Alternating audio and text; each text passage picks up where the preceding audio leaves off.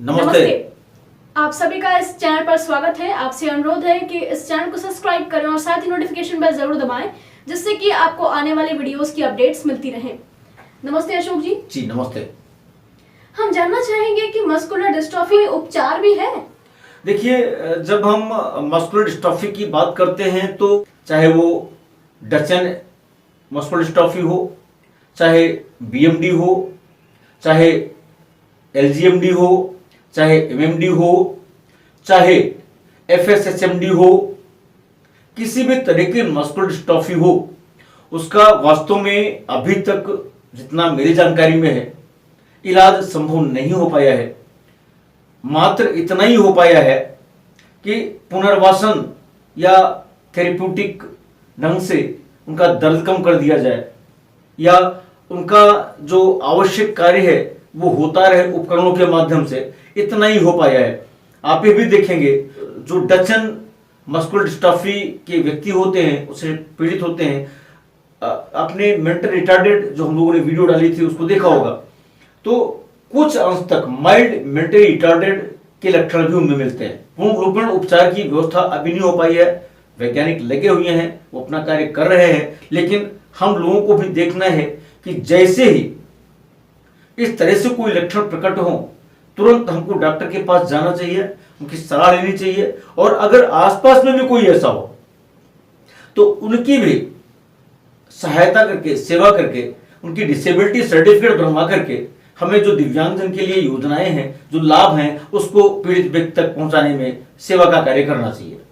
हम जानना चाहेंगे अशोक जी कि ये जो मस्कुलर डिस्ट्रॉफी है, इसकी रोग प्रसार क्षमता कितनी है? यह धीरे धीरे बढ़ता है, अचानक नहीं बढ़ता। ये आपने देखा होगा जब हम मानसिक की बात कर रहे थे, न्यूरोलॉजिकल डिसऑर्डर की बात कर रहे थे, कभी कई मामलों में हमारी स्पीच डिसेबिलिटी चली जाती है, वो एक अलग विषय है, वो अचानक होता है। लेकिन मस्कुलर डिस्ट्रॉफी का कोई भी व्यक्ति होगा वह धीरे धीरे, ये प्रोग्रेसिव है, और इस प्रोग्रेस को रोक लेना ही बहुत बड़ी कामयाबी है। प्रसार की क्षमता तो इसकी यहां तक है कि यदि मांसपेशियां भी प्रभावित हो गई हृदय की तो सिवाय मृत्यु की और कोई चारा नहीं है। मतलब ये है कि अगर एक व्यक्ति की जैसे जैसे आयु बढ़ रही है, क्या ये मस्कुलर डिस्ट्रॉफी वैसे वैसे बढ़ता चला जाएगा? दो यहाँ पे तरीके हैं। एक तो वे जिनमें 2 से 6 साल तक इसके लक्षण आ जाते हैं, 10 साल तक पहुंचते पहुंचते वह व्हीलचेयर बाउंड हो जाते हैं, और 20 साल तक पहुंचते पहुंचते उनको श्वास उपकरण की आवश्यकता होती है। तो आप सोच सकते हैं जब श्वास उपकरण की आवश्यकता उनको हो गई, मांसपेशी प्रभावित हो गई, तो उनकी जीवन आयु कितनी होगी।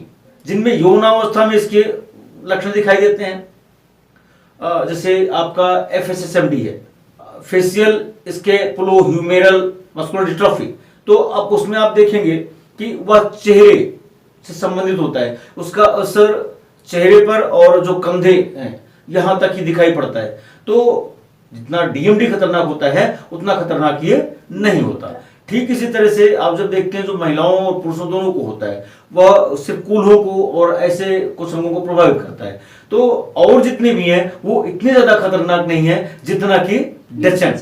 सारे मस्कुलर डिस्ट्रॉफी हैं, सब में दिक्कतें होती हैं और सब में पुनर्वासन की जरूरत होती है। सबको दिव्यांग बना देते हैं उस व्यक्ति को, उसकी चलन क्रिया को, उसके खाने पीने को, यहाँ तक कि जो मसूड़े से खाना खाना है, चबाना है, वो भी नहीं, स्वयं नहीं कर पाते। वो अब जब स्वयं नहीं कर पाते, खा नहीं पाते, तो आप सोच सकते हैं उनको सिर्फ लिक्विड लेना पड़ेगा, और लिक्विड लेना पड़ेगा, लिक्विड कितने दिन तक ले पाएंगे, बॉडी में कितना सब कुछ हो पाएगा।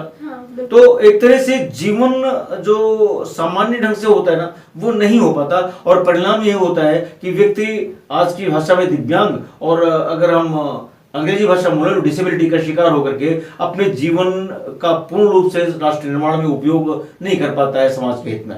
अशोक जी, आपका बहुत बहुत धन्यवाद इस पर चर्चा करने के लिए। आपका बहुत बहुत धन्यवाद इस वीडियो को पूरा देखने के लिए। आपसे अनुरोध रहेगा कि इस चैनल को अगर आपने अभी तक सब्सक्राइब नहीं किया है तो कृपया सब्सक्राइब करें, वीडियो को लाइक करें, कमेंट करें इस वीडियो पर, और साथ ही इस वीडियो को अपने दोस्तों के साथ शेयर करें। धन्यवाद। वंदे मातरम। जय हिंद।